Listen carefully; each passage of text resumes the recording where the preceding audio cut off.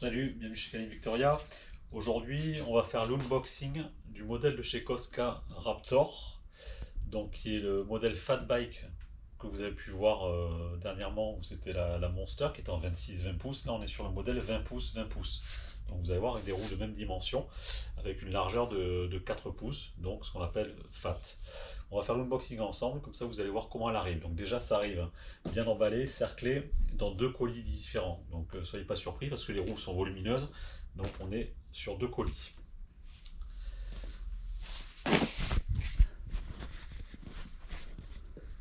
Voilà, donc quand on reçoit les colis, vous vérifiez toujours bien qu'il n'y ait pas de trous, qu'ils ne soient pas trop abîmés, sinon y mettez une réserve.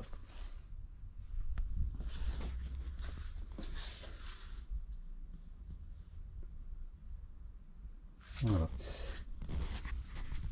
Donc on va faire quelques petits accélérés au niveau vidéo de tout ce qui est déballage, parce que c'est ce qu'on met, c'est là où on va mettre le plus de temps.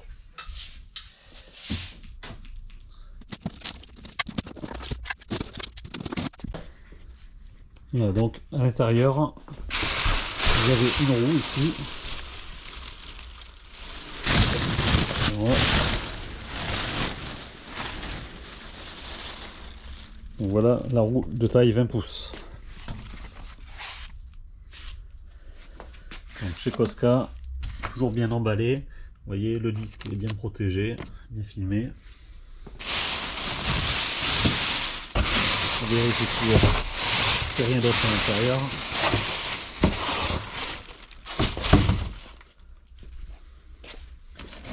Et ici,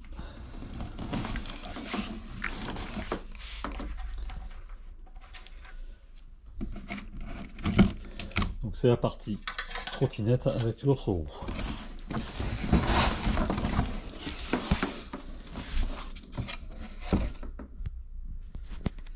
Voilà, commencer à l'intérieur.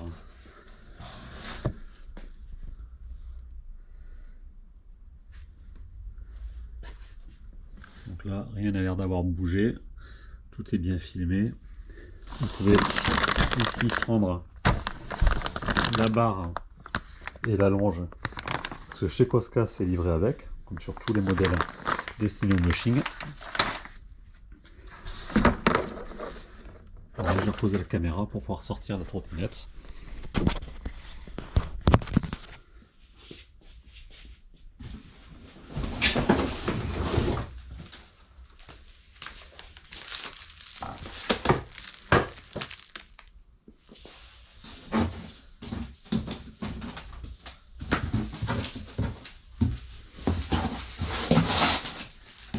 Chez Cosca, toujours le petit tool qui est offert pour pouvoir monter la trottinette intégralement. Donc, je vous montre comment c'est emballé. Là ici vous avez les axes des roues, vous voyez, on est sur des axes surdimensionnés avec la grosse clé qui va avec. Donc tout est filmé, tout est maintenu avec des colliers isolants. Donc là on veut venir tout enlever. Et au niveau du montage, on va le faire ensemble.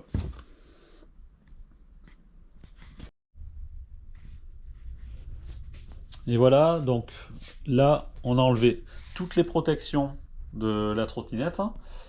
Et voilà comment vous la retrouvez. Donc vous avez ici la fourche avec toutes ces bagues et sa petite vis. Alors voilà, vous avez normalement ça. Bon, je l'ai enlevé. C'est juste un petit cache, mais pensez à l'enlever parce que vous allez voir tout à l'heure, on va en avoir besoin. Voilà comment c'est monté. Le guidon donc qui pendouille avec les gaines hydrauliques. Là ici je vous ai détaillé, vous avez la longe, vous avez la barre de traction. La grosse clé ici, c'est pour venir fixer les deux axes pour les roues. Voilà. Vous voyez un petit peu l'engin. On a un entraxe qui est énorme. Donc c'est quelque chose qui est hyper stable. Donc voilà, je vous cache pas que c'est en fait, je vous ai déjà dit, une de mes trottinettes préférées. Moi j'avais le modèle au-dessus avec la roue 26 pouces camo, mais voilà, c'est un modèle que j'ai revendu pour justement pouvoir essayer la 20 pouces pour vous indiquer un petit peu la différence, puisque la Cosca Raptor va être en test vidéo très prochainement. Et ce sera très certainement ma trottinette d'entraînement là pour l'intersaison, et celle que vous verrez sur les courses sur lesquelles on se déplace, et notamment les WooFest. Vous aurez l'occasion d'essayer ce modèle-là. Vous voyez, on a les super finitions. Les rivets de la plateforme ajourée. Donc, petit rivet en inox, très sympa. Et aussi donc les petites vis creuses pour renforcer encore l'adhérence. Et si vous en voulez plus, on peut toujours coller ici du velcro type skate. Mais bon, je pense pas que ce soit nécessaire.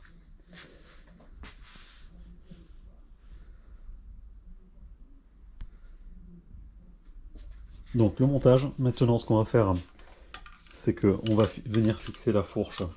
Donc ça, je vais le remonter, hein. On va mettre les billes dans leur logement. Donc là, c'est le petit défaut.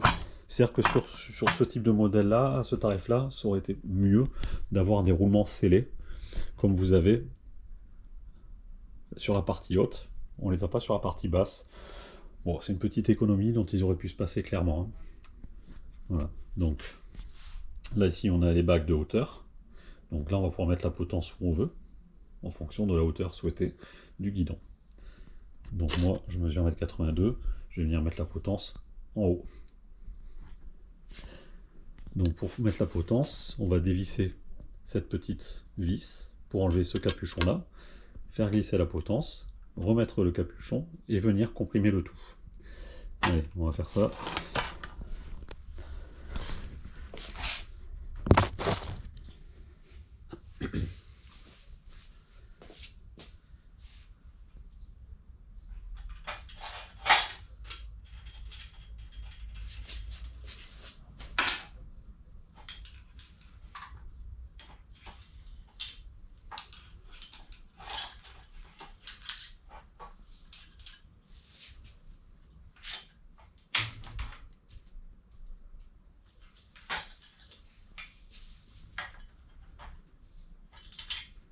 Là, faites juste attention au niveau des gaines, à les mettre du bon côté pour éviter que ça fasse des nœuds pour rien. Donc moi, je mets les gaines du même côté à droite.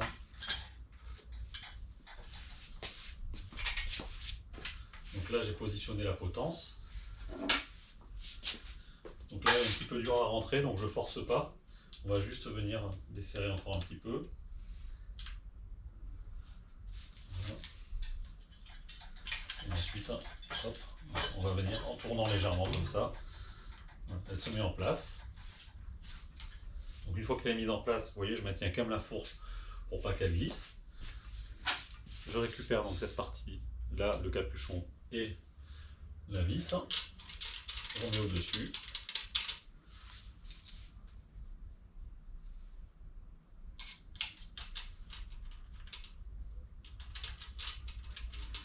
Voilà, là je viens serrer. Bon, pour l'instant je ne serre pas très fort. C'est juste pour venir la bloquer, pour éviter que la fourche tombe. Mais on fera le serrage à la fin, quand la trottinette sera au sol, pour pouvoir régler le jeu. Le jeu de direction, pour qu'il ne soit pas trop dur et qu'il n'y ait pas de jeu quand même. Voilà, donc comme ça, en l'air, je ne peux pas le faire. Donc on le fera au sol. Voilà, une fois que ça c'est fait, je ne resserre pas les vis de la potence non plus, parce que ça se remettra dans l'axe. Là, les leviers de frein, c'est pareil, ils sont mobiles. On viendra les régler quand la trottinette sera au sol. Donc la prochaine étape, une fois que vous avez mis le guidon, vous voyez, bon, il faut 2 minutes pour mettre le guidon. Il n'y a plus que les roues à mettre. Alors pour les roues, vous allez voir ici, dans les étriers de frein à disque, vous avez une partie orange. Vous l'enlevez, vous tirez dessus. Et ça, vous le gardez, parce que si vous voulez déplacer la trottinette sans les roues, il faut absolument le remettre. Parce qu'en fait, les plaquettes, elles ont un rattrapage de jeu automatique. Ça veut dire que plus elles s'usent et plus elles se rapprochent pour que vous n'ayez pas de changement de distance au niveau du levier de frein. Donc ça, c'est génial. Mais par contre, si vous venez freiner comme ça dans le vide, ben, elles vont se coller. Et après, il faut repasser avec un tournevis pour essayer de les décoller. Donc on va éviter ça. Voilà. Alors je vais enlever sur les deux côtés. À l'arrière, c'est pareil. Voilà, moi je fais une petite manipulation, vous pouvez faire aussi. Donc j'ai l'outil spécial, mais c'est un écarteur de plaquettes justement, parce que d'origine en usine, parfois elles sont un peu trop collées et ça peut faire un peu de bruit. Donc vous voyez, je passe là et un petit coup à gauche, un petit coup à droite pour remettre les plaquettes dans leur logement. Donc tout ça, bien entendu, sans jamais toucher au levier de frein. Hein. On laisse ça comme ça. Mais c'est pas une manipulation obligatoire, c'est juste si ça freine. Mais moi je le fais par anticipation. Voilà, et là on va venir fixer donc les roues. Donc vous voyez les petites roues, si on peut appeler ça les petites roues, les roues énormes en 20 pouces. Voilà.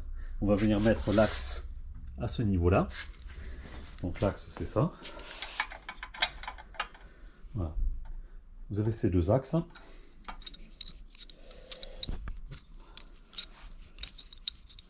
Donc il y a un côté ici avec un petit ergot et l'autre côté où c'est pour mettre la clé à 6 pans.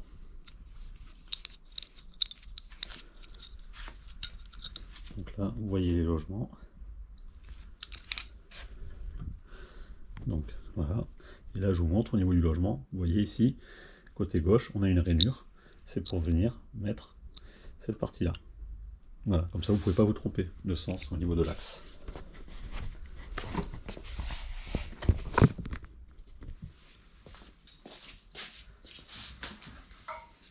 Donc je prends la roue, je place le disque au niveau des plaquettes à l'intérieur, ça se glisse facilement.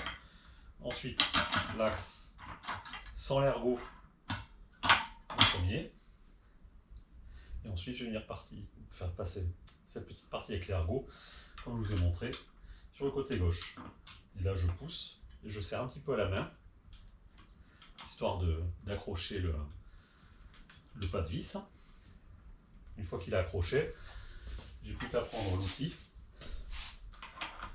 Voilà, je maintiens mon doigt sur l'autre partie là-bas pour éviter qu'elle tourne dans le vide. Mais normalement, ça ne se produit pas puisqu'il y a l'ergot. Et là, voilà, j'ai plus qu'à serrer. Un serrage un peu ferme. Voilà, qu'on viendra contrôler lors de la première sortie, quand il y aura des vibrations.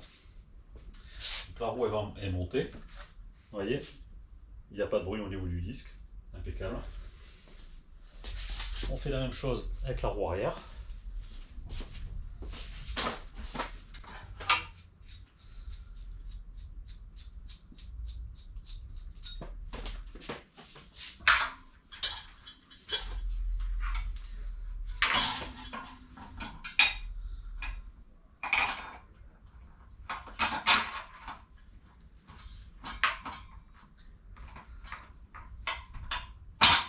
Voilà.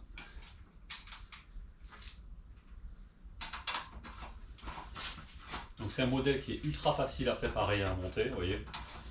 Là je prends mon temps, mais en gros on a fait quoi? On avait une vis là, deux vis ici. Bon, c'est voilà, monté vraiment à 95%. Quoi. Voilà.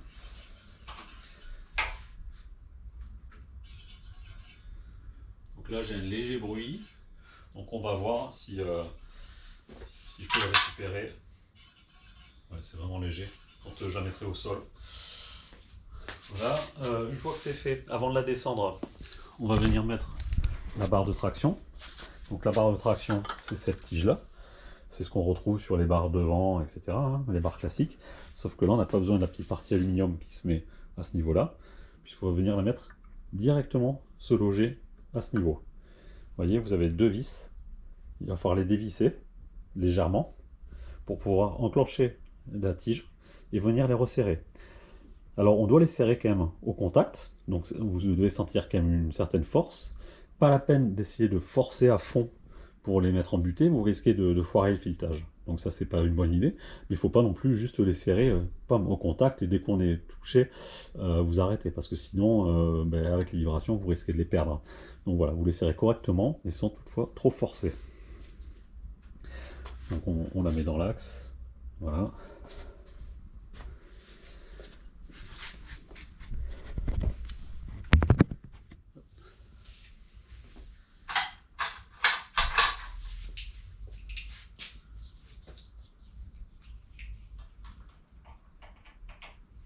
J'utilise mon tool, mais vous pouvez utiliser le tool Cosca qui a donc du coup les clés dont vous avez besoin.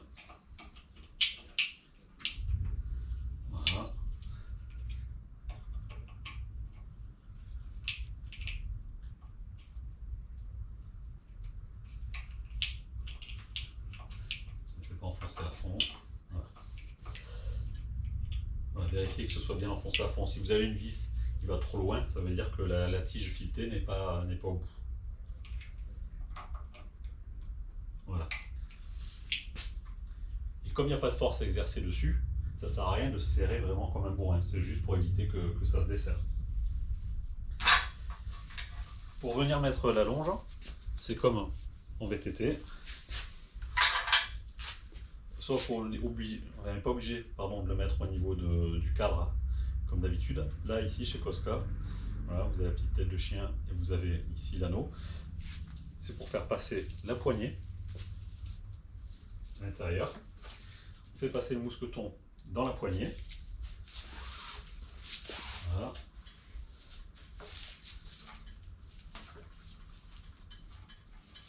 Là, je tire. Et ensuite, vous faites passer donc le mousqueton dans l'anneau de devant. Et le tour est joué. Votre longe est prête à être utilisée.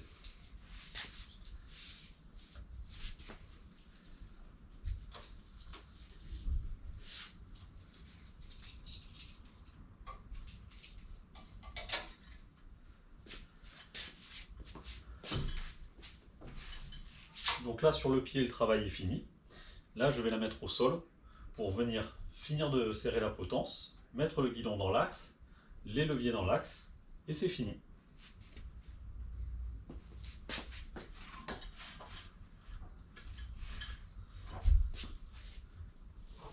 Donc pour une fat, elle se manipule super bien. Et c'est ce que j'apprécie sur ce modèle-là, c'est qu'elle est quand même compacte. Elle pèse que 13,6 kg, donc c'est le poids d'une trottinette normale de tout terrain, sauf qu'on est monté en pneu fat. Donc c'est quand même génial. Hein. Voilà. Et je sens que ça va être une trottinette hyper fun à utiliser, très très sécure. Je pense pas qu'on puisse avoir quelque chose de plus sécure.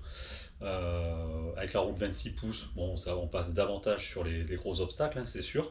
Mais là, avec le 2x20 pouces en large section comme ça, je pense qu'en forêt, ça va être un vrai régal. Mais on verra ça lors des tests. Voilà, donc là, je repompe au niveau des leviers pour remettre les plaquettes à niveau. Voilà. Donc le jeu, c'est simple. Hein.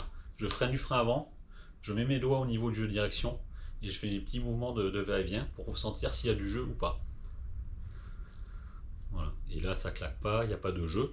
Donc la pression que j'ai mis en serrant la vis dessus tout à l'heure, elle était suffisante.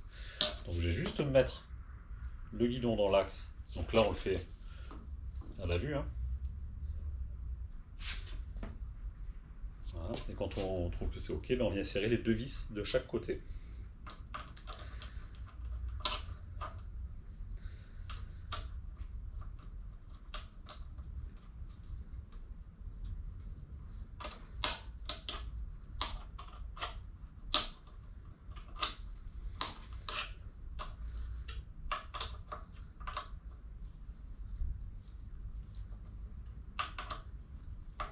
Ça, ce sont des serrages qu'on peut contrôler une fois que vous avez fait votre première sortie. Pensez à prendre le tool Cosca avec vous, parce qu'il se peut qu'avec les vibrations, ça se desserre. Hop. Au niveau du guidon, on a trouvé le bon axe, donc on est bien aligné. Maintenant, il y a l'ouverture, c'est-à-dire qu'on peut fermer le poste de pilotage ou l'ouvrir. Donc trop l'ouvrir, moi je trouve que ça casse un peu trop les poignets, donc j'aime bien qu'ils soient un peu plus fermés. Donc un peu plus fermé, ça veut dire un peu plus vers moi. Donc je vais dévisser légèrement les vis de la potence, donc les 4 qui se trouvent devant.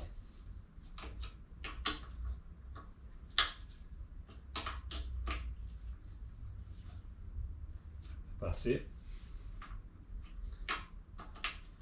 Faut pas tout dévisser parce que sinon voilà, le guidon est trop libre. Là c'est bon, là ça bouge. Et là je vais me positionner avec un pied sur la trottinette, ce sera ma position, et voir si je me sens bien. Voilà, plus comme ça, ou plus ouvert. Donc là je vais me mettre sur une position médiane qui me correspond, que ce soit en VTT ou en trotte. Voilà, je trouve que je suis bien. Et donc je vais finir de serrer. Je peux contrôler par les traits. Vous avez des petits traits au niveau de la potence pour être sûr qu'on est bien aligné sur le guidon. Ça c'est quand même un luxe. Ça n'est pas sur tous les guidons.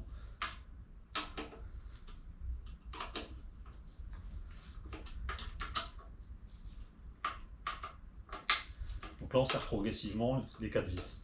On n'en serre pas une à fond et après les autres. Voilà. Donc ça, c'est bon. Maintenant, il reste les leviers de frein. Donc là, les leviers de frein, c'est pareil. J'en vois des fois qui ont les leviers qui sont droits comme ça. Et ben, automatiquement, si vous mettez votre bras au niveau pilotage, comme il doit être classique, de manière classique, ben, regardez la main. Vous êtes obligé d'exercer une force assez importante pour avoir le doigt qui n'est pas du tout dans l'axe du bras. Voilà. Si vous le mettez de manière naturelle, mettez votre bras et dans son prolongement, vous mettez votre doigt. Et ça doit vous donner l'angle qui correspondra à ce que vous recherchez en pilotant. Voilà. Pour moi, là, c'est bon comme ça. C'est l'angle que je vais donner à mes leviers. Une fois que j'ai trouvé, je serre. Hop.